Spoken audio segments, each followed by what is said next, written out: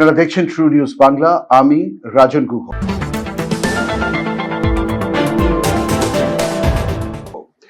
রাজীব সরকার বিতর্কিত সমাজকর্মী, যিনি অভিষেক বন্দ্যোপাধ্যায়ের বিরুদ্ধে অমিত শাহকে নিয়ে কটূক্তির অভিযোগে এফআইআর করেছিলেন।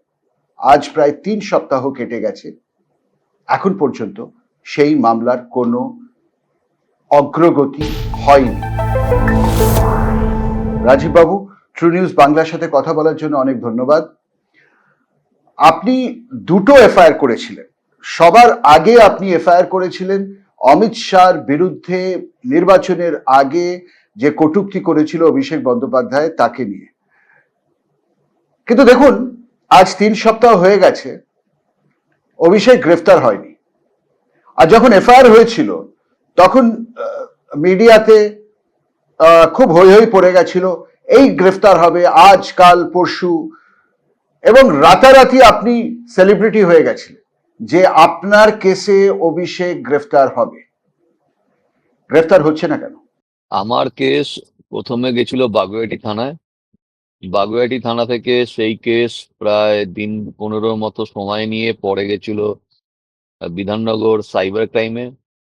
সাইবার ক্রাইম থেকে সেই কেস চলে যায় সিআইডির কাছে। সিআইডি সেই কেস টেক আপ করেন এবং অভিষেক ব্যানার্জিকে নোটিশ করা হয়। নোটিশ করার পরে বর্তমানে সিআইডি বিধাননগর কোর্টে আবেদন করেন যে ওনার গলার স্বর দিতে হবে। তো সেই গলার স্বর দেওয়া নিয়ে এখন হাইকোর্টে আবার উনি মামলা করেছেন। সেই হেয়ারিং এর এখনো শুনানি হয়নি। এর মধ্যে উনি বিদেশ যাবেন বলে একটা আবেদন করেছেন। তো এগুলো পেন্ডিং রয়েছে। এবার আমি আপনাকে এইটুকু বলতে পারি, অন্তত আমি অভিযোগকারী হিসেবে, যে সিআইডির পক্ষে যিনি তদন্তকারী অফিসার, উনি যে মানে প্রসিডিংস গুলো করছে তাতে আমার মনে হয় প্রসিডিংস গুলো ঠিক জায়গাতেই আছে।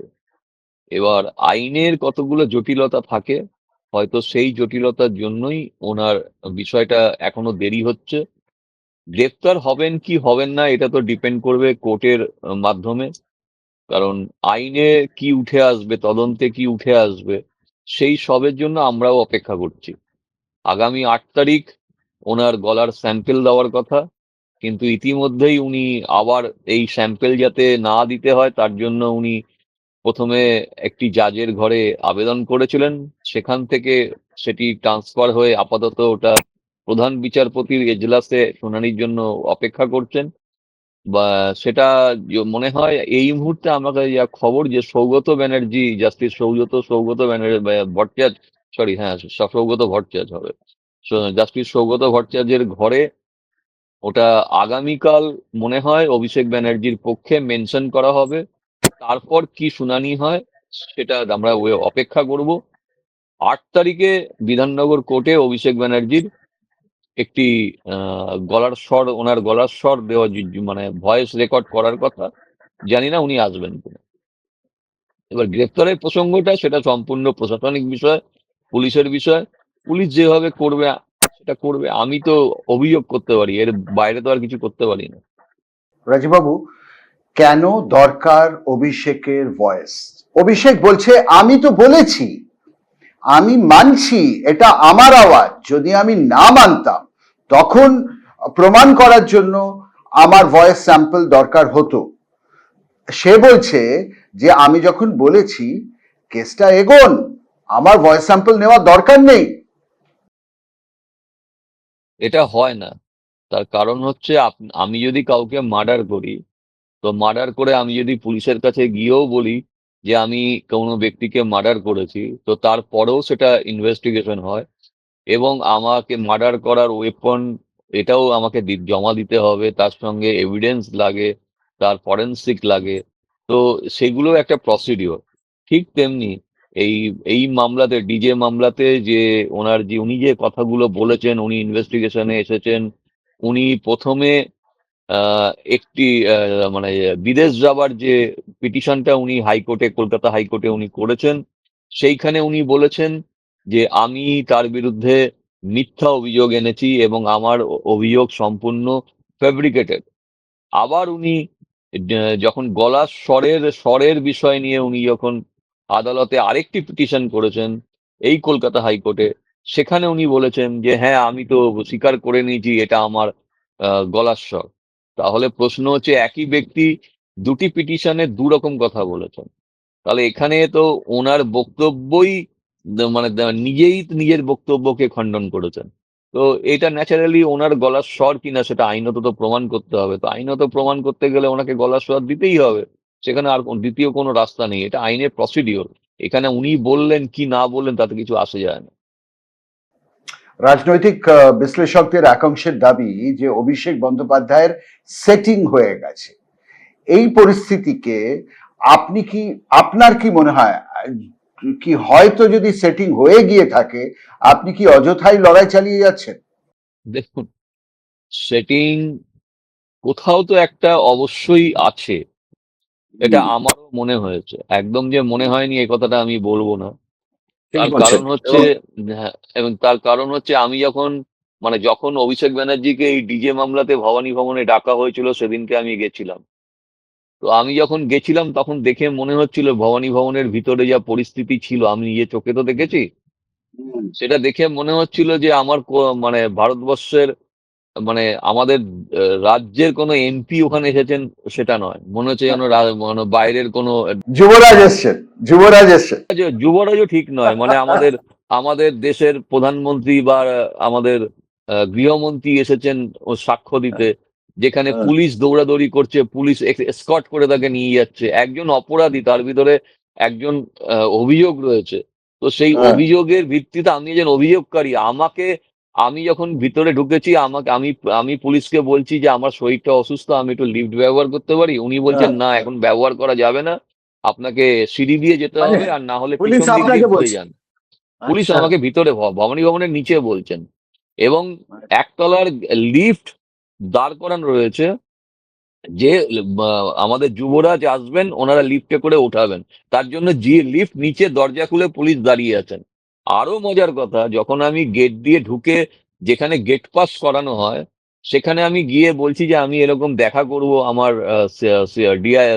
এডিজি সিআইডি অফিসে দেখা করব, আমাকে একটু গেট পাস দিন। আমাকে ওই অফিসার যিনি গেট পাস করছেন সেই অফিসার আমাকে বলছেন আপনি এখন বাইরে দাঁড়ান, সাইডে ওখানে গিয়ে বসুন, এখন আমার এখানে ভিআইপি ঢুকবেন, আগে তিনি যাবেন তারপর আমি। দেখুন, আমি তো অভিযোগকারী, তো আমাকে তো যেতে দিন। না, আপনি বাইরে বসুন, আমার সঙ্গে আমার অ্যাডভোকেট রয়েছে, আপনার আলিপুর কোর্টের রাজদীপ মজুমদার অ্যাডভোকেট রয়েছে, অ্যাডভোকেটকে বলছে আপনি চেয়ারে গিয়ে চুপচাপ বসে থাকুন, আগে আসবে তারপর। তখন আমি প্রতিবাদ করি যে দেখুন, উনি কি ভিআইপি নাকি, যে উনি কি বিশাল বড় কোনো কেন্দ্রীয় লিডার, যে উনি আমাদের কি রাজ্যপাল না রাষ্ট্রপতি, না কে উনি যে আমাকে তার জন্য ওয়েট করতে হবে? আমি অভিযোগ করেছি, আমি অভিযোগের কপি ওখানে জমা করতে যাবো, ওনার এগেনস্টে আমি অভিযোগ করছি, আর আপনি আমাকে বসিয়ে রাখছেন, আর ওনার জন্য পুরো সিকিউরিটি, সে মনে হচ্ছে রাজা মহারাজা ঢুকছেন। এটা কি, এগুলো কি হচ্ছে? তো সেদিনকে ঢোকার পরে আমার কোথাও গিয়ে মনে হয়েছে যে এই অতিরিক্ত ভিআইপি ট্রিটমেন্ট, এই অতিরিক্ত খাতিরদারি, এগুলোই অভিষেক ব্যানার্জির জীবনের সবচেয়ে বড় ভয়ঙ্কর জায়গা। একটি ছেলে, যে যার কোনো যোগ্যতা ছিল না, যে রাজনীতির সম্পর্কে যার কোনো অভিজ্ঞতা নেই, তাকে তার পিসি মুখ্যমন্ত্রী বলে তিনি এমপি হয়ে গেছেন।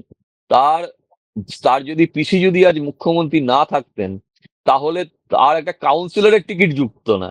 তো সে তার সঙ্গে তাকে যেভাবে একটা তার পোর্টফোলিও, পুলিশ নিজে পুলিশ দায়িত্ব নিয়ে তার পোর্টফোলিও যেভাবে তৈরি করে দিয়েছেন আমাদের এই পশ্চিমবঙ্গে, উনি সেই পোর্টফোলিও থেকে বেরিয়ে আসতে পারছেন না। যার ফলে ওনার মধ্যে একটা অদ্ভুত ধরনের একটা আচরণ তৈরি হয়েছে, ওনার মধ্যে একটা অদ্ভুত, একটা ভয়ঙ্কর লেভেলের একটা ডন, কর্পোরেট লেভেলও না, কর্পোরেট লেভেলের বসও না। উনি অ্যাকচুয়াল দাউদ ইব্রাহিমের সেকেন্ড ভার্সন কপি, আমাদের কলকাতার ভার্সন কপি হয়েছেন। তো সেইখানে দাঁড়িয়ে আমার মনে হয় ওনারও এখনো অনেক কিছু শেখার বাকি আছে। উনি আসলে রাজনীতির যে লড়াই, ওনার পিসি, অর্থাৎ আমাদের মাননীয় মুখ্যমন্ত্রী প্রাক্তন মমতা ব্যানার্জি, উনি তো লড়াই করে জীবনে বড় হয়েছেন। আমরা ধরুন আজকে 2011 সালে যখন ভোট দিয়ে তাকে আমাদের রাজ্যের লোকের সাধারণ মানুষ যখন তাকে ভোটে নিয়ে এসেছিলেন, তখন কিন্তু মমতা ব্যানার্জি কিন্তু হেলিকপ্টারে করে আসেননি, এসে প্যারাশুট করে নেবে উনি সিট পাননি, উনি লড়াই করে মানে একদম তীব্রতর লড়াই করে এই জায়গাটা পেয়েছিলেন, যেটা ওনার ভাইপো কোনদিন বুঝতেই পারলেন না যে রাজনীতির ময়দানে লড়াই কাকে বলে, কাকে মানুষের সঙ্গে জনসংযোগ বলে। উনি রাজীববাবু আর অত্যন্ত অহংকারী। রাজীববাবু আর কি দেখলেন আমাকে আরো খুলে বলুন, সেদিনকার এক্সপেরিয়েন্স ভবানী ভবনে, এই দু একটা ঘটনা ছাড়া আর কি দেখলেন? না, ওখানে অ্যাকচুয়াল ও পুরো সেলিব্রিটি। মানে আমি ভিতরে যখন উপরে যাচ্ছি, পুলিশেরা সব বাইরে বেরিয়ে দেখছে, মানে একটা বিশাল ব্যাপার, কেউ যেন বড়, মানে বিশাল বড় একটা কেউ কেটা কেউ ঢুকেছে। তো তখনই আমার মনে হয়েছিল যে আদৌ আমি কেসটা করে আমি মনে হয় না ঠিক করেছি। দেখুন, আমার সঙ্গে অভিষেক ব্যানার্জির ব্যক্তিগত কোনো লড়াই নেই, কোনো লড়াই নেই। আমার আমি যখন মানে এই মমতা ব্যানার্জি যখন পুলিশ প্রশাসন ছিল, আমি তাদেরকে সাহায্য করেছি, প্রচুর সাহায্য করেছি, জীবন দিয়ে সাহায্য করেছি, যার বিনিময়ে আমাকে 5 টাকা পর্যন্ত তাকে দেওয়া করে 1 টাকা পর্যন্ত দেননি, কোনোদিন কোনো সম্মান দেননি। বিধাননগর সিটি পুলিশ কোনোদিন সম্মান দেননি। মুখ্যমন্ত্রী মমতা ব্যানার্জির প্রশাসন আমাকে কোনোদিন যোগ্য সম্মানটুকু কেন, আমার নামটুকু পর্যন্ত বলেননি। আমাকে যতটা পেরেছেন অত্যাচার করেছেন অভিষেক ব্যানার্জির নাম করে। মমতা ব্যানার্জির সেখানে প্রশ্রয় ছিল, একদম 100% প্রশ্রয় ছিল। আমার পুরো পুরো পরিবারটাকে উনি ধ্বংস করে দিয়েছেন। অভিষেক ব্যানার্জির নির্দেশে এগুলো হয়েছে। আমি সবই মেনে নিয়েছি, ঠিক আছে, এগুলো হয়েছে। তার টাকা কামানোর প্রয়োজন ছিল, তিনি দুর্নীতি করতে গেছিলেন, আমি দুর্নীতির বাধা দিয়েছিলাম, তার জন্য আমাকে উনি এইভাবে আমার পুরো পরিবারটাকে ধ্বংস করেছেন। তবুও বলবো যে তার সাথে আমার ব্যক্তিগত কোনো লড়াই নেই। আমি কেবল একজন অভিযোগকারী, আমার কোনো রাজনৈতিক আইডেন্টিটি নেই। আমি সমাজকর্মী, আমি সমাজের জন্য কাজ করতাম। যেখানে ন্যায়, যেখানে অন্যায়, আমি সেগুলো তুলে ধরতাম। হয়তো সেই জায়গায় ওনার অসুবিধা হচ্ছিল, যার জন্য অভিষেক ব্যানার্জি আমাকে হত্যা করে, আমার পরিবারকে হত্যা করে 2016 সালের পর দুর্নীতি শুরু করেন। এবং দুর্নীতি, সমস্ত পশ্চিমবঙ্গে যত দুর্নীতি হয়েছে, সমস্ত দুর্নীতির সূত্রপাত 2016 পরে, যখন বিধাননগরে কমিশনার রূপে জয়েন করেন জ্ঞানমোহন সিং এর হাত দিয়ে এই সমস্ত দুর্নীতির শুরু। এবং এই জ্ঞানমোহন সিং এর একটা নিজস্ব টিম ছিল, যে টিম রীতিমতো এক্সটর্শন করতেন পুলিশের নাম করে। এটা আমার রাজীববাবু রিটিন অভিযোগ আছে। হ্যাঁ, রাজীববাবু, আমি এই বক্তব্যে পরে আসছি। আজকের যে প্রতিবেদন সেটা আপনার কেস নিয়ে। আহ, আপনি এই এফআইআরটা করেছিলেন অভিষেকের বিরুদ্ধে অমিত শাহর জন্য। উনি এই ডিজে বাজানোর ব্যাপারটা, উনি অমিত শাহর নাম নিয়ে অমিত শাহর বিরুদ্ধে কথা বলেছিলেন। পুলিশ মন্ত্রী শুভেন্দু বাবু, পুলিশ তাকে রিপোর্ট করছে। এটা আপনার ব্যক্তিগত কেস নয়, এই কেস থেকে আপনি কিছু পাচ্ছেন না। আপনি বলছেন যে আপনার কোনো পার্টি অ্যাফিলিয়েশন নেই। তাহলে পুলিশ কিভাবে অভিষেককে ভবানী ভবনে সেলিব্রিটির মতো ট্রিট করতে পারে এবং আপনাকে তুচ্ছ করছে? এটা সম্ভব কি করে? আপনি তো দেশের হোম মিনিস্টারের জন্য লড়ছেন। দেখুন, সমস্যাটা একটা জায়গায় হয়ে আছে। 2026 সালে বিধানসভা ভোটের পরে সরকার বদলেছে, কিন্তু সরকারের ভিতরে যারা দীর্ঘদিন ধরে এই একটা দুর্নীতির সঙ্গে যুক্ত ছিলেন, যারা একটা সময় মানে কি বলবো তৈলমর্দন করে নিজেদের পোস্টিং বজায় রেখেছেন, যারা নিজেদের আখের গুছিয়েছেন, সেই রকম অফিসাররাই কিন্তু আজকে এখনো অব্দি সেই জায়গাতেই বসে আছে। খুব কম সংখ্যক লোকের ট্রান্সফার হয়েছে, কিন্তু যাদের বিরুদ্ধে অভিযোগ রয়েছে তারা কিন্তু কেউ ট্রান্সফার হননি। ফলত কি হয়েছে, ধরুন আজকে যারা এখনো অব্দি যে যে যে যে পজিশনে বসে আছেন, তারা তো আগেও ছিলেন। তারা তো মমতা ব্যানার্জি যখন মুখ্যমন্ত্রী ছিলেন তখনও তারা ছিলেন, সেই একই পোস্টেই তারা আছেন। বা তাদের প্রমোশন হয়েছে। আপনি একজনের নামও বলতে পারবেন যার ডিমোশন হয়েছে। তো এটা একটা কি বলবো, আমাদের মাননীয় এখন বর্তমান যে মুখ্যমন্ত্রী শুভেন্দু অধিকারী মহাশয়, উনি এসে একটা প্রশাসনকে স্বচ্ছ করতে চাইছেন। কিন্তু একটা জায়গায় আমার যেটা মনে হয়েছে, যে এই যে প্রশাসনের যে একটা বিস্তর দুর্নীতির ঘুণ পোকা পুরো সিস্টেমটাকে ঘিরে রয়েছে সেইটাকে উনি এখনো অব্দি মানে দুর্নীতি মুক্ত সম্পূর্ণ করে উঠতে পারেননি। হয়তো চেষ্টা করছেন, হয়তো আগামী দিনে হবে, কিন্তু এই এই যারা আজকে অফিসাররা বসে আছেন তারা তো আলটিমেট সেই আগের অফিসাররাই। তারা তো অভিষেক ব্যানার্জির নাম শুনলে উঠে দাঁড়াতেন। তো তারা কি করে অভিষেক ব্যানার্জিকে এই রাজকীয় সম্বর্ধনা বা এই ভিআইপি ট্রিটমেন্ট বা বা এই একটা সেলিব্রিটি তাকে মতো তাকে ট্রিট করার এই জায়গাটা কেন হবে না আপনি আমাকে বলুন তো? না না এটা কেন তো হবে? বন্ধ হতে পারে তো। না না কেন হবে? দেখুন, এই এই এই ট্রিটমেন্ট, এই সম্পর্কগুলো সব দেওয়া নেওয়ার। আমি কিছু পাচ্ছি, আমি কিছু দিচ্ছি। অভিষেকের আজকে কি দেওয়ার আছে? কিছু তো দেওয়ার নেই পুলিশকে, তন্ত্রকে। তাহলে তারা কেন তার সামনে সেলুট ঠুকছে? এবং আপনি যেভাবে পুরো ব্যাপারটা পিকচারাইজ করলেন যে আপনাকে হেয় করছে, উল্টো আমার মনে হয় পুলিশ তো আপনাকে বসিয়ে আগে চা মিষ্টি খাওয়ানো উচিত। আপনি এত বড় একটা পদক্ষেপ নিয়েছেন, না, না তো কেন কেন কেন? আমি সব চাই না, আমার প্রয়োজন নেই। আমার যেটা খারাপ লেগেছে সেটা হচ্ছে উনি একজন এমপি, সেই কারণে আমি করেছি এটা নয়। বিষয়টা হচ্ছে ওনার মতো এমপি, এমএলএ যারা ভোটের আগে এইরকম মানে এইরকম ভাবে বিতর্কিত কথা বলেন, যারা মানুষকে উত্তেজনা প্রবণ কথা বলে তাদেরকে উস্কিয়ে দেন, যার জন্য হানাহানি হয় রাজ্যে প্রতিবার ভোটের সময়, যাতে এই জায়গাগুলো বন্ধ হয়। এবং উনি হচ্ছেন একটা এক্সাম্পল।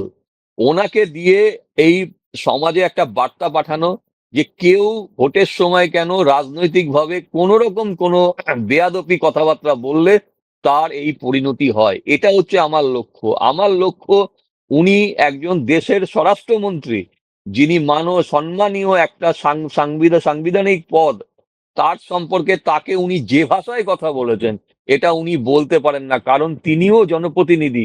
আর যিনি আমাদের দেশের স্বরাষ্ট্রমন্ত্রী তিনিও একজন জনপ্রতিনিধি। তো এটা কোনোদিন সম্ভব নয়, এটা উচিত নয়, এটা অনৈতিক।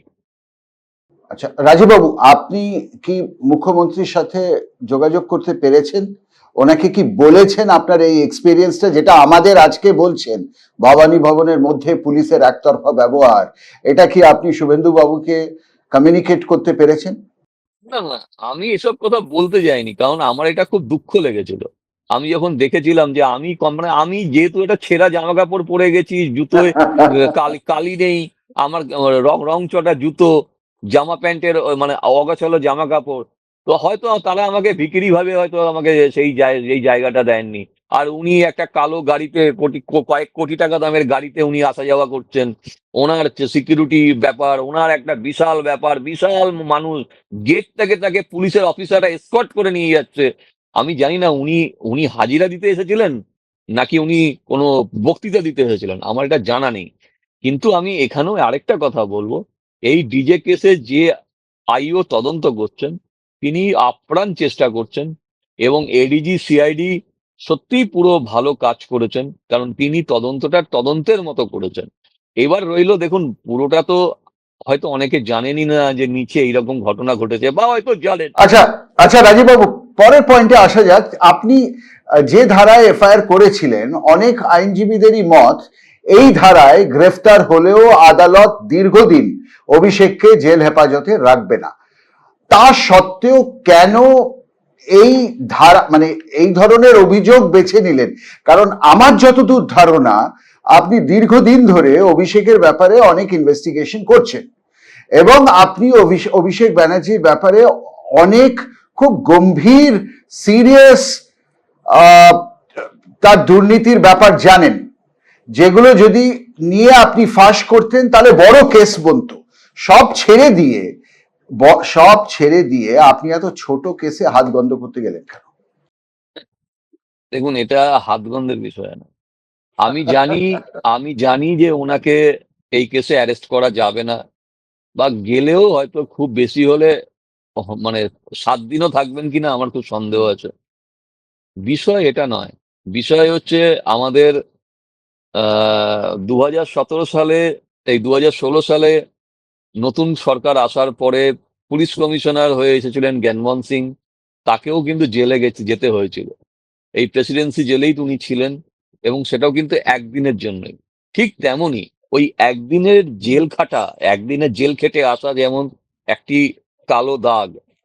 আমিও চাই অভিষেক ব্যানার্জি একদিনের জন্য হলেও জেল খাটুন, কারণ ওই একদিন জেল খাটলে উনি ভিআইপি ট্রিটমেন্টেও জেলে থাকবেন, এটাও আমি জানি, কারণ জেলের ভিতরের কাহিনী আমার চেয়ে কেউ ভালো জানে না। কিভাবে কে কি করে থাকে আমি খুব ভালো জানি।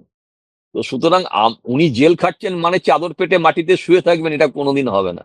কি হয় জেলের মধ্যে, কি কি পাওয়া যায় কি পাওয়া যায় না আমার চেয়ে কেউ ভালো জানে না।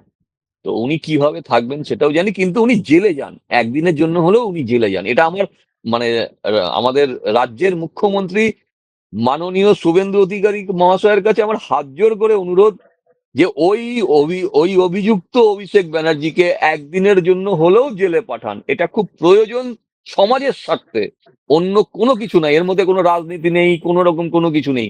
একটা মানুষ, যে মানুষটা কোনোদিন জানেই না মানুষের আবেগ কাকে বলে, মানুষের ভালোবাসা, স্নেহ, মায়া, মমতা, পরিবার কাকে বলে, সেই লোকটা নিজের স্বার্থ ছাড়া কিচ্ছু বোঝে না। সে একটি মানে জন্মগত ক্রিমিনাল, না হলে সে এইভাবে দুর্নীতি করতে পারে না। কারণ দুর্নীতি সে করেছে, আমি জানি। আমি 2016 থেকে এই এই দুর্নীতি আটকানোর চেষ্টা করেছিলাম। আমি চেষ্টা করেছিলাম অভিষেক ব্যানার্জির প্রতিটা তথ্য আমি পাঠাচ্ছিলাম নবান্নে, আমি পুলিশকে বলছিলাম, কিন্তু আমি কোনদিন ভাবতে পারিনি যে যাদেরকে আমি বলছি তারাই এই দুর্নীতির সঙ্গে যুক্ত এবং তারাই আমাকে পরবর্তীকালে অ্যারেস্ট করার প্ল্যানিং করবেন। তো আমি চাই মাননীয় মুখ্যমন্ত্রী শুভেন্দু অধিকারী মহাশয় দয়া করে ওনাকে একদিনের জন্য হলেও জেলে পাঠান, এটা আমার অনুরোধ। ভিআইপি ট্রিটমেন্ট জেলেও পাবেন উনি, এখনো পাচ্ছেন। আপনার পুলিশ স্টেশনে গেলেও ভিআইপি ট্রিটমেন্ট পান, ভবানী ভবনে গেলেও ভিআইপি ট্রিটমেন্ট পাবেন, আগামী দিনে নবান্নে গেলেও উনি ভিআইপি ট্রিটমেন্ট পাবেন, উনি যেখানে যাবেন সেখানেই ভিআইপি ট্রিটমেন্ট পাবেন। এমনকি জেলে গেলেও উনি কি ভিআইপি বলছেন ট্রিটমেন্ট আপনি? কি বলছেন আপনি? নবান্ন গেলেও, ভাই ভেবে বলুন, নবান্নে গেলেও ভিআইপি পাবেন। ট্রিটমেন্ট পাবেন? একদম পাবেন, কারণ উনি উনি সেইভাবেই নিজেকে তৈরি করেছেন। আর একটা কথা আপনাকে আমি আজও বলছি, পুলিশ প্রশাসনে যারা আজকে বসে আছেন, এখনো যারা রয়েছেন, তারা তারা একটা সময় মমতা ব্যানার্জির পুলিশ প্রশাসনে তারা ছিলেন। সুতরাং কিছুই পরিবর্তন হয়নি। পরিবর্তন জিনিসটা আলাদা, যেটা মমতা ব্যানার্জি 2011 সালে এসে দেখিয়েছিলেন। তিনি প্রথমেই এসে সমগ্র মানে সরকারি স্তরের সমস্ত অফিসারদের চেঞ্জ করেছিলেন। এবার পরবর্তীকালে উনি কি করেছেন কি করেননি সেগুলো পরের কথা, কিন্তু প্রশাসনকে উনি পরিবর্তন করেছিলেন, যেটা এখনো অবধি হয়নি।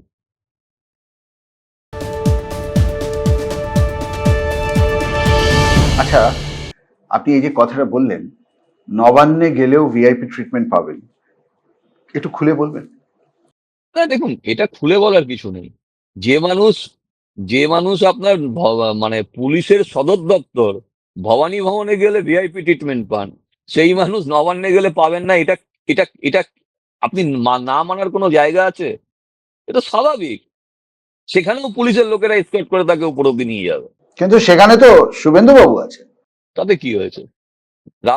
রাজনৈতিক সৌজন্যতা তো উনি বজায় রাখবেন। উনি তো নিশ্চয়ই, শুভেন্দু অধিকারী মহাশয় নিশ্চয়ই কোনোদিন অসম্মানসূচক ব্যবহার করবেন আমার তো কখনো মনে হয় না, কারণ এটা রাজনৈতিক সৌজন্যতা। কিন্তু সৌজন্যতা মানে একজন, আমি রাজনৈতিক মানে অভিষেক ব্যানার্জি আর অভিযুক্ত অভিষেক ব্যানার্জির মধ্যেও তো কোথাও একটা সূক্ষ্ম ফারাক আছে। যদি উনি নবান্নে যান, উনি তো নিশ্চয়ই অভিযুক্ত অভিষেক ব্যানার্জি হয়ে যাবেন না, ওনার ট্যাগলাইনে উনি এমপি অভিষেক ব্যানার্জি হয়ে যাবেন। তো যার ফলে ওনাকে ভিআইপি ট্রিটমেন্ট, উনি যতই দুর্নীতি করুন, উনি যতই মানুষের ক্ষতি করুন, উনি তো কম মানুষের ক্ষতি করেননি, ভরিয়ে দিয়েছেন। এই পশ্চিমবঙ্গ শহরে মনে হয় খুঁজলে শেষ হবে না। আমরা তো জানি কি করেছে 2026 থেকে, 2016 থেকে এই 2026 অব্দি কি হয়েছে, তো আমার চেয়ে কেউ ভালো জানে না। আমি তো দেখেছি জেলের মধ্যে বিনা বিচারে লোক পড়ে আছে, জেলের আচ্ছা মধ্যে রাজীব বাবু, প্রচুর আপনি বিনা বিচারে লোকে বসে বসে আছে। আচ্ছা রাজীব বাবু, আপনি অনেক জামিন অযোগ্য, এমন জামিন অযোগ্য কেস করতে পারতেন যেখানে অভিষেক ব্যানার্জি সিরিয়াসলি খুব তাড়াতাড়ি প্রিভেন্টিভ অ্যারেস্ট হলেও হতো। তো সেই কেস, কি ধরনের কেস আপনি করতে পারতেন যেটা এখনো করেননি অথবা ভাবছেন করবেন, যেটা জামিন অযোগ্য হবে, সিরিয়াস ক্রাইম? দেখুন, আমার একটা সিরিয়াস কমপ্লেন হবে, সেটার আমি কাজ চলছে। কি করে হবে, কবে হবে আমি এখনো বলতে পারবো না, কারণ হচ্ছে একটু ইঙ্গিত দিন পুলিশ, কেসটা কি? না ওটা এখন আমি ইঙ্গিত দিচ্ছি না, কারণ পুলিশ আমাকে গ্রেফতার করে প্রচুর ডকুমেন্ট জ্বালিয়ে দিয়েছে। থানায়, বাগুইআটি থানায় এবং বিধাননগর কমিশনারেটের মেন হেড অফিসে আমার বাড়ি থেকে কাগজ তুলে নিয়ে গিয়ে, আমার বাবার কাছ থেকে মানে কাগজ তুলে নিয়ে গিয়ে সেগুলো জ্বালিয়ে দিয়েছেন। অনেক কাগজ মিসিং আছে, যার ফলে প্রচুর এভিডেন্স নষ্ট হয়ে গেছে। 2023 সালে আমি এই বিষয়ে অভিযোগ জানিয়েছিলাম। পরবর্তীকালে বিষয় বিষয়টা কি যার কাগজ জ্বালিয়ে দিয়েছে? এইসব দুর্নীতি, সমস্ত কোন দুর্নীতি? দুর্নীতি এই ধরুন বালি, পাথর, মেয়ে পাচার, সিন্ডিকেট, অস্ত্র, তারপরে আপনার কি বলে, ফেক পাসপোর্ট, ফেক আধার। এখানে মানে আমাদের এই রাজারহাট, নিউ টাউন, এই অঞ্চলগুলো, বারাসাত, বসিরহাট, এই ব্যারাকপুর কমিশনারেট, এই অঞ্চলগুলোতে একটা বিশাল বড় র্যাকেট কাজ করে, বিশাল বড় র্যাকেট। সেই এখনো র্যাকেট করছে? আমি ভেঙেছে, এখনো আছে, কিছুটা আছে। কিন্তু দেখুন, অ্যাকচুয়াল 2013 থেকে 2015 মানে 16 নির্বাচনের আগে অবধি যারা বিধাননগর কমিশনারেটে ছিলেন, যে মানে আইপিএসরা ছিলেন বিশেষ করে, এবং ধরে নিন বাগুইআটি থানায় সুকোমল কান্তি দাস বলে যে অফিসার ছিলেন, ওনারা কাজ করেছিলেন। দেখুন, পুলিশের মধ্যে দুর্নীতিবাজ পুলিশ আগেও ছিল, আজও আছে, আগামী ভবিষ্যতেও থাকবে। দুর্নীতি কোনদিন খতম মানে শেষ হতে পারে না, দুর্নীতি চিরকালই চলবে, তার কম বেশি হতে পারে। সেপারেট প্রোগ্রাম করব আপনার সাথে। আজকের প্রতিবেদন শুধুই অভিষেকের বিরুদ্ধে আপনার কেস নিয়ে। তো একটা কেস আমি আপনাকে বলছি যে এই দুর্নীতি চলতো 2016 থেকে, যখন অভিষেক ব্যানার্জি দায়িত্ব নেন। এই যে দায়িত্বটা নেন, আমি অবাক হয়ে গেছি একটা জায়গায়, যে অভিষেক ব্যানার্জির ব্রেন দেখে, ক্রিমিনাল ব্রেন, যদি ক্রিমিনাল সাইকোলজি আপনি জানেন বা ক্রিমিনাল সাইকোলজি নিয়ে যদি আপনি পড়াশোনা করেন, তাহলে আপনি জানবেন এত দুর্দান্ত ব্রেন আমি আমার ব্যক্তিগত লাইফে এরকম অপরাধী আমি দেখিনি। আমি অপরাধী বলছি, এটা হয়তো অপরাধী বলাটা ঠিক না, কারণ ওনার অপরাধ প্রমাণ হয়নি, উনি অভিযুক্ত। কিন্তু একটা ক্রিমিনাল ব্রেন ওনার এত অসাধারণ যে কোনো ব্যক্তি ওনার দিকে আঙুল তুলতে পারবে না। কোনো প্রমাণ নেই, ইডির কাছে পর্যন্ত প্রমাণ নেই, কোনো পুলিশের কাছে কোনো প্রমাণ নেই, কোথাও কোনো প্রমাণ নেই। আমি আপনাকে ধরে নিন, আপনি আমাকে টাকা দিয়েছেন, সেই টাকা আমি অভিষেক ব্যানার্জিকে দিয়েছি। এবার আমি তাকে টাকা দিয়েছি, ধরে নিন ক্যাশ, আপনি আমাকে টাকা দিয়েছেন, আপনি বলছেন আপনি আমাকে টাকা দিয়েছেন, আমার কাছে মানি ট্রেল পাওয়াও গেল যে আপনি আমাকে টাকা দিয়েছেন, কোনোভাবে মানি ট্রেল পাওয়া গেল। আমি যে অভিষেক ব্যানার্জিকে টাকা দিয়েছি তার কোনো মানি ট্রেল নেই, কারণ তিনি কোনোদিন কোনো লিখিত পরিত করেননি, বা কোনো মেসেজ নেই, কোনো হোয়াটসঅ্যাপ নেই, কোনো মেসেজ নেই। আপনি তাকে কিভাবে প্রমাণ করবেন যে আপনি তাকে টাকা দিয়েছেন? ইডি কেন? ইডির কারোর ক্ষমতা নেই ওকে অ্যারেস্ট করবে। এই অসাধারণ ব্রেন, এই ব্রেন, ওনার ব্রেন, আমার মনে হয় ওনার মৃত্যুর পর ওই ব্রেন ইন্ডিয়ান মিউজিয়ামে রাখা উচিত, যে এই ব্রেন কত ভয়ঙ্কর ব্রেন। আচ্ছা, রাজীব বাবু, সব কথা তো হলো, মূল বক্তব্য ফিরে আসি। আপনি এত টেবিল ঠুকে বলছেন যে অভিষেক ব্যানার্জি আহ, অনেক কথা বলছেন তার ব্যাপারে, আহ, আর এও বলছেন যে কোনো এভিডেন্স নেই তার বিরুদ্ধে। তাহলে এই সব লড়াই যেটা আমরা মিডিয়াতে প্রতিদিন দেখাচ্ছি নেতাদের মধ্যে, এগুলো কি সব ভুয়ো? সবই ভুয়ো, পুরোটাই একটা অভিনয়, সামাজিক অভিনয়। উপর লেভেলে সবাই সবার সাথে কানেক্টেড, উপর লেভেলে সবাই এক, উপর লেভেলে কেউ কারো শত্রু না। আপনাদের মতো মানুষদের টিভির পর্দায় একে অপরের এগেনস্টে আমরা অভিযোগ আনি, আদতে সবাই আমরা এক। যার যদি প্রমাণ হয়, যদি কোনো এভিডেন্স এসে যায়, কখনো কারো চুরির এভিডেন্স যদি চলে আসে, সেগুলো রাজনৈতিক স্বার্থে ব্যবহার হয়। না হলে সবাই সবাই জানে কে কি করে বেড়াচ্ছে, এখনো কে কি করছে, নতুন সরকার চলে আসার পর কে কি করছে, সবার কাছে সব খবরই থাকে, কিন্তু সেগুলো কখনো সামনে আসে না। আর আমরা বললে আমাদের মতো সাধারণ মানুষের কথা কেউ শুনবে না। আমরা বড় জোর বলতে পারি একটা চিঠি লিখে মুখ্যমন্ত্রীকে। আমাদের দেশের সিস্টেমটা কি জানেন? আমাদের দেশের একটা অদ্ভুত সিস্টেম। ধরুন আপনি একটা খুব বড় উঁচু পোস্টে রয়েছেন, কোনো সরকারি লেভেলের বড় উঁচু পোস্টে, বা একজন বড় রাজনৈতিক নেতা আপনি। আমি আপনার বিরুদ্ধে একটা দুর্নীতির অভিযোগ আনলাম, এনে আমি রাষ্ট্রপতিকে চিঠি দিলাম, উনি সেটা পাঠিয়ে দেবেন, রাষ্ট্রপতির দপ্তর থেকে ওটা পাঠিয়ে দেবে খুব বেশি হলে প্রধানমন্ত্রীকে, বা না হলে স্বরাষ্ট্রমন্ত্রীকে, স্বরাষ্ট্রমন্ত্রী ওটাকে পাঠিয়ে দেবেন তার নিজস্ব অফিসারকে, তার অফিসার সেটাকে পাঠিয়ে দেবেন আমাদের রাজ্যের চিফ সেক্রেটারিকে, আমার রাজ্যের চিফ সেক্রেটারি সেটা পাঠিয়ে দেবে ডিজিকে, ডিজি সেটা পাঠিয়ে দেবে আমার লোকাল এই লোকাল এসপি কে, এসপি সেটা পাঠিয়ে দেবে আমার লোকাল যিনি এসিপি আছেন বা ডিসি আছেন তাদেরকে, সে আবার সেটা পাঠিয়ে দেবে আমার লোকাল থানাকে, লোকাল থানাতে যার নামে অভিযোগ সেই আপনার কাছে সেই চিঠি যাবে, গিয়ে বলবে আপনাকে তদন্ত করে তার রিপোর্ট দিতে হবে। এটা হচ্ছে আমাদের দেশের সিস্টেম। এই সিস্টেম যতদিন না চেঞ্জ হবে ততদিন অবধি কোনোদিন এই ভারতবর্ষে কোনোদিন অপরাধ কমবে না, এই ভারতবর্ষে কোনোদিন দুর্নীতি কমবে না, অসম্ভব। আগামী 50 বছরে পশ্চিমবঙ্গের কোনো উন্নতি হবে না, বাহ্যিক উন্নতি হতে পারে, রেলের লাইন, ব্রিজ, এইসব, কিন্তু মানুষের উন্নতি আগামী 50 বছরও হবে না। লিখে রেখে দিন আজকের তারিখ দিয়ে। রাজীববাবু, এত কিছু বুঝে জেনেও আপনি আবার একটা দ্বিতীয় কেস করতে গেলেন কেন অভিষেকের বিরুদ্ধে? তাও এমন একটা কেস, সেই কেসটাতেও সে জামিন পেয়ে যাবে। শুনেছি আপনি একটা কেস করেছেন খুব ইদানিং কালে, মানে এই প্রথম এফআইআর এর পরে দ্বিতীয় আর একটা কেস করেছেন তার গাড়ি নিয়ে, যে দুদিকে প্রাইভেট সিকিউরিটি গাড়ির ওপরে দাঁড়িয়ে কেন যাচ্ছে, ট্রাফিক ভায়োলেশন, এই সমস্ত ট্রাফিক ভায়োলেশনের কেস। এই ওই একদিকে আপনি বলছেন যে আপনি বড় বড় তার ক্রিমিনাল অ্যাক্টিভিটির ব্যাপারে জানেন, আপনি অথচ আপনি ছোট ছোট কেস করছেন, এটা কেন? দেখুন, এই এই ট্রাফিক কেস বলুন বা এই ডিজে কেস বলুন, কিছু হবে না, অ্যারেস্টের হবে না। কিন্তু কি বলুন তো, মানুষের মধ্যে যে ভয় ছিল অভিষেক ব্যানার্জিকে নিয়ে, যে অভিষেক ব্যানার্জি মানে একটা বিশাল ব্যাপার, একটা বিশাল কেউকেটা, উনি চাইলে উনি ভগবানের সমান পৌঁছে গেছিলেন, না হলে উনি ওই গাড়ির বনেটের উপর দাঁড়িয়ে উনি ওইভাবে করতে পারতেন না। আসলে অভিষেক ব্যানার্জি সাইকোলজিক্যাল একটু প্রবলেম আছে, এটা আমার যা মনে হয়েছে। উনি নিজেকে বালা সাহেব ঠাকরে ভাবছেন, উনি নিজেকে নিয়ে যেতে চাইছেন বালা সাহেব ঠাকরের মতো, আমি ঘরের মধ্যে বসে থাকবো। দেখুন, বালা সাহেব ঠাকরে হতে গেলেও যোগ্যতা লাগে, সেই যোগ্যতা অভিষেক ব্যানার্জির নেই। এসব বেকার কথা বলে লাভ নেই, যার যে যোগ্যতা সেই যোগ্যতা তাকে অর্জন করতে হয়। পিসি না থাকলে এইটুকু যোগ্যতা উনি পেতেন না। কিন্তু বিষয়টা হচ্ছে যে আমি কিছুই করতে পারবো না, আমি এই কিছুই করতে দ্বিতীয়, পারবো না। বুঝলাম, এই দ্বিতীয় কেসের ব্যাপারে একটু বলুন ছোট্ট করে, আমাদের সময় কম। যেটা ওটা আপনি দ্বিতীয় কেস যেটা আপনি ফাইল করেছেন, না, ওটা আহ, ওটা কোনো কেস না, ওটা কোনো কেস না, কি ওটা ওই ফাইল করেছেন? গাড়িতে, ওটা গাড়িতে উনি ওনার ওনার সিকিউরিটিরা ওইভাবে মানে ঝুলতে দুদিকে ঝুলতে ঝোলে। গেছেন। হ্যাঁ, দুদিকে ঝোলে, এটা ঝুলতে পারে হ্যাঁ, না, কোনো প্রোটোকলে লেখা নেই। আমার আমার হ্যাঁ। আমার আমি ইয়েলো বুক, হোয়াইট বুক এবং ব্লু বুক, এই 3টে বুক আছে। এই সিকিউরিটির 3টে বুক আছে, এই প্রোটোকলে 3টে বুক আছে।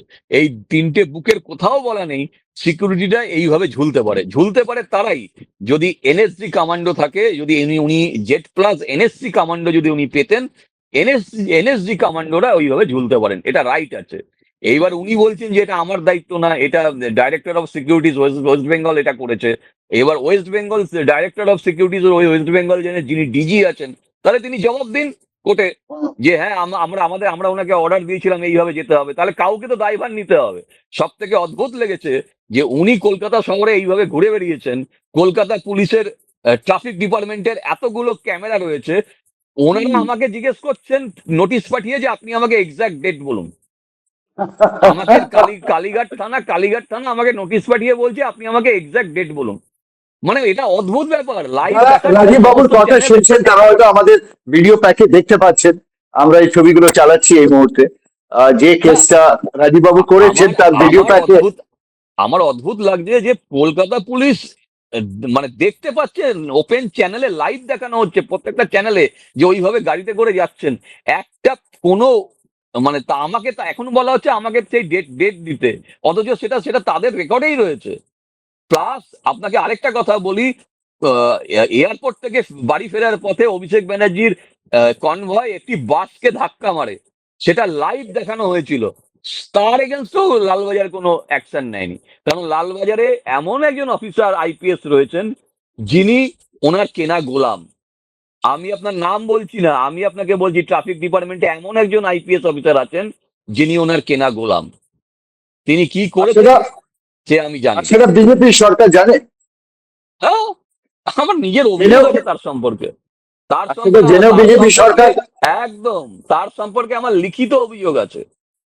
এবং তিনি মানে কেন লালবাজার, আমার কমপ্লেন পাওয়ার পর, আমি তো কমপ্লেন করেছিলাম 15/6 তারিখে, 15ই জুন করেছিলাম কমপ্লেন, আর আমাকে কালীঘাট থানায় নতুন করে কমপ্লেন নিয়েছে একসাথে।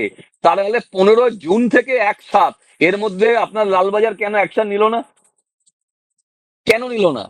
কেন traffic department, traffic joint CP traffic, আমি তাকে, তার নামে চিঠি জমা করে এসেছি লালবাজারে, তার তার দপ্তরে আমি প্রতিদিন ফোন করে করে জিজ্ঞেস করেছি, কেন তারা অ্যাকশন নিল না? কেন আজকে কালীঘাট থানাকে অ্যাকশন নিতে হচ্ছে? এটা তো ট্রাফিকের কেস। তাহলে ট্রাফিক ডিপার্টমেন্ট কেন অ্যাকশন নিল না? কেন কালীঘাট থানাকে অ্যাকশন নিতে হচ্ছে? এখানেই উত্তর লুকিয়ে আছে। এখানে উত্তর অনেক কিছু লুকিয়ে আছে, কারণ ট্রাফিক ডিপার্টমেন্টের লালবাজারে এমন একজন আইপিএস অফিসার ওখানে বসে আছেন, যাকে আমি খুব ভালো করে চিনি, এবং তার বিরুদ্ধে আমার অভিযোগ দায়ের করা আছে। এবং সেই বিষয়টা নবান্ন জানে, নবান্নে সেই চিঠিও রয়েছে। এবং সেটা আমার মনে হয় মাননীয় মাননীয় বর্তমান মুখ্যমন্ত্রী শুভেন্দু অধিকারী মহাশয়ের কাছে সেই তথ্য আজ অব্দি পৌঁছায়নি, সেটা চেপে রাখা আছে। পৌঁছলে আপনার বিশ্বাস শুভেন্দুবাবু অ্যাকশন নেবেন? নিলে আমি খুব মানে খুব খুশি হব। কারণ আমি কি সহ্য করেছি, আমি কি হারিয়েছি, এ আমি কোনদিন কাউকে বলে বোঝাতে পারবো না। আজ আমাকে রাস্তায় দাঁড়িয়ে ভিক্ষে করে খেতে হচ্ছে এই অভিষেক ব্যানার্জির জন্য। আমি মমতা ব্যানার্জির কাছে নিজে কালীঘাটে চিঠি পাঠিয়েছি, সমস্ত ঘটনা লিখে, যে কিভাবে আমাকে অত্যাচার করেছে। 2017 থেকে 2021 অব্দি, আমার 22 অব্দি আমার পুরো সব ধ্বংস করে দিয়েছে। মানে কিছু নেই আমার হারাবার। তাহলে আজকের দিনে দাঁড়িয়ে আমি রাস্তায় ভিক্ষা করে খাচ্ছি। কাল আমার পিসি মারা গেলে আমি পরশুদিন থেকে কি খাবো আমি জানি না। তাহলে এর আর দায়ভার পশ্চিমবঙ্গ সরকার কেন নেবে না? রাজীববাবু, আপনি কেন ক্রুসেডার হচ্ছেন? আপনার অর্থনৈতিক অবস্থা ভালো নয়, আপনার শারীরিক সে ব্যাপার নিয়ে আমি আজকে কথা বলতে চাই না। আমি জানি আপনার শারীরিক অবস্থা খুবই খারাপ। এহেন সময় যখন আপনার কাছে টাকা নেই, শরীর খারাপ, আপনি কেন এই লড়াইটা করছেন? কিসের জন্য? কার জন্য? কোন সিস্টেম চেঞ্জ করার জন্য, যেখানে আপনি নিজেই বুঝতে পারছেন যে সিস্টেম বদলানো যাবে না? তাহলে কেন করছেন? আমি 99% ধরে নিলাম যে আমি ফেলিওর হব। 1% চান্স তো আছে। আমি 1% আশা করেই আমি লড়াই করছি। আমার নিজের এলাকা পরিষ্কার করার জন্য আমি মামলা করেছি, হাইকোর্ট অর্ডার দিয়ে রেখে দিয়েছে বেআইনি এনক্রোচমেন্ট সরিয়ে নতুন করে রাস্তা তৈরি করার জন্য। আজ অব্দি সেটা এক্সিকিউট হয়নি, আজকের দিন অব্দি। মুখ্যমন্ত্রী তো বদলে গেছেন, আজ অব্দি পরিবর্তন হয়নি। উল্টে এলাকার লোক যাদের জন্য আমি লড়াই করছি, তারা আমাকে রাস্তায় ধরে বলছে, কি মাল পাওয়ার জন্য তুই এই কাজগুলো করছিস, তোর কি প্রফিট? তাহলে আমার নিজের এলাকার লোক যেখানে বলছে যে আমি এইসব কাজ করে কি স্বার্থে আমি করছি, তাহলে আমি কি সিস্টেম চেঞ্জ করব যেখানে লোকেরা চায় না? আসলে কি জানেন, আমাদের সমাজের মানুষরা চায় না সমাজ ভালো হোক। আমাদের দেশের মানুষ এটা চায় না আমরা থুতুটা কোথায় ফেলবো সেটা শিখতে, সেটা জানতে। আমরা সেটাই চাই যেটা আমরা এইভাবে দেখে এসেছি। কারণ প্রত্যেকের এর মধ্যে স্বার্থ জড়িয়ে আছে, প্রত্যেকটা মানুষের। কারণ যে দোকানদার রাস্তার ধারে বসে আছে, যে ফুটপাত দিয়ে হেঁটে যেতে পারছে না, আমরা সকাল সকাল বিকেল গালাগালি দিচ্ছি, হ্যাঁ এই রাস্তার এই অবস্থা, আমরা হেঁটে যেতে পারছি না। অথচ দেখবেন সেই লোকটাই গিয়ে ওই দোকানে চা খাচ্ছে, ওখানে দাঁড়িয়ে আড্ডা মারছে। তার কারণটা হচ্ছে সে জানে যে আমি বাড়িতে বউ আমাকে ধরে মারলে আমি ওখানে গিয়ে 1 কাপ চা পাবো, যেটা আমাকে ঘরে গিয়ে বউ দেবে। রাজীব বাবু, আপনি বললেন যে আপনি আরো একটা বড় কেসের উপরে কাজ করছেন। আপনি বলতে চান না কেসটা ডিটেল, ঠিক আছে, কিন্তু আমাকে একটু ইঙ্গিত দিন। এটা কি জামিন অযোগ্য কেস হবে অভিষেকের বিরুদ্ধে? এটা কি পিএমএলএ সম্পূর্ণ কেস? এটা এটা আমি আপনাকে বলছি, এই অভিযোগটা করার পরে বিধাননগর পুলিশ এফআইআর পর্যন্ত করবে না। আমি আপনাকে আজকে বলে দিলাম, এই অভিযোগ জমা পড়ার পর বিধাননগর পুলিশ বাগুইআটি থানায় জমা পড়বে। সেই অভিযোগ এর উপরে কোনো এফআইআর হবে না, পুলিশ এটাকে চেপে দেবে। এমনকি মাননীয় মুখ্যমন্ত্রী শুভেন্দু অধিকারী পর্যন্ত এই খবর যাবে না যে সেই অভিযোগ জমা পড়ছে। এবং আমাকে আটকাবার জন্য যত রকম চেষ্টা এই পুলিশ ডিপার্টমেন্ট লোকেরা করবে, এটাও আমি আপনাকে আজকে বলে দিলাম। প্রয়োজনে তারা আমাকে মিথ্যে কেস দিয়ে গ্রেফতার করবে সেই অভিযোগ জমা করছেন পড়বে। কেন? তাহলে করছেন কেন এত খাটাখাটনি? আমি আমার জেরক্স আমি করতে আমার তো একটা ফটোকপি করতে তো টাকা লাগে, সেই হ্যাঁ, টাকাটাও লাগে, সেই অর্থবলটাও তো নেই আপনার কাছে, আপনি কেন নেই। করছেন? আমি আমার অভিযোগ করছি, আমি আমার প্রতিবাদ করছি, লিখিত প্রতিবাদ আমি করছি। পুলিশ করলে ভালো, এফআইআর না করলে রেকর্ড হয়ে থাকুক। আমি আমার সত্যিটাকে, আমি সমস্ত তথ্য ওই দিনকে সব তুলে দেবো। কোথায় কি হয়েছে, কোন কোন পুলিশ অফিসার কি কি করেছে, প্রত্যেকটা কথা। সেটা 2023 সালেও বলা আছে, সেটাকেই নতুন করে আমি শুধুমাত্র একটা মানুষের উপর আমি বিশ্বাস রেখেছি, সেই মানুষটার নাম শুভেন্দু অধিকারী। আমি এখনো বিশ্বাস রাখি যে তিনি যদি জানতে পারেন যে এরকম অভিযোগ জমা পড়েছে, তিনি নিশ্চয়ই, আমি শুধু তদন্তটুকু চাই, আমি তো বলছি না তাদের শাস্তি দিতে, কারণ কেউ শাস্তি পাবে না। প্রত্যেকে তারা ইনভলভ, ডাইরেক্টলি ইনভলভ, তারা কেউ শাস্তি পাবে না, কারণ এইভাবেই আমাদের সিস্টেম তৈরি। কিন্তু ইনভেস্টিগেশনটা হোক। তারা তো বিপুল টাকা কামিয়েছেন, বিপুল। কোথা থেকে কামাননি? বালি থেকে কামাননি, তারা কয়লা থেকে কামাননি, তারা মেয়েদের থেকে কামাননি, মেয়েদের যৌন ব্যবসা যেখানে এই পুরো অঞ্চল জুড়ে হতো সেখান থেকে পয়সা টাকা পাননি, কোন রাজনৈতিক নেতারা টাকা পাননি, বলতে পারবেন বুকে হাত রেখে টাকা পাননি? তদন্ত করুন না যে 2011-র পর থেকে কে কে যত এখানে অফিসার ছিলেন, যত আইপিএস, ডাব্লিউবিপিএস, যত পুলিশ অফিসার ছিলেন, তারা তারা কোথা থেকে টাকা পেয়েছেন, তাদের বাড়ির প্রতিটা সম্পত্তি অ্যাসেসমেন্ট হোক তো। আমি এমন একজন অফিসারকে জানি যিনি মানে একজন এখন মনে হয় এসআই থেকে মনে হয় ইন্সপেক্টর হয়েছেন, তার একটা গাড়ির দাম প্রায় 2 কোটি দাম।